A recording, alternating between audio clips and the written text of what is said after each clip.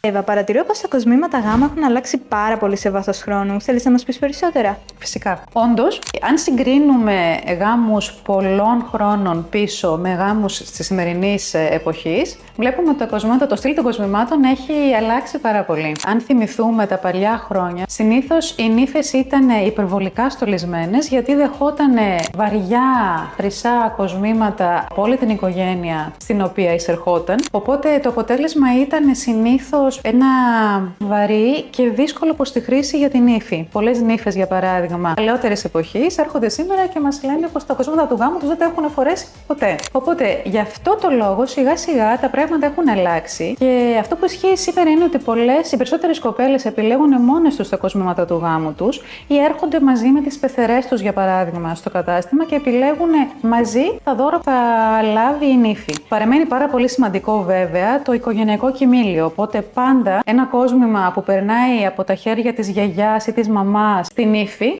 παραμένει ίσως το πιο σημαντικό κόσμημα του γάμου. Παρ' όλα αυτά, όμως, όλα τα επιπλέον δώρα συνήθως έχουν μια πιο minimal και πιο μοντέρνα γραμμή σήμερα.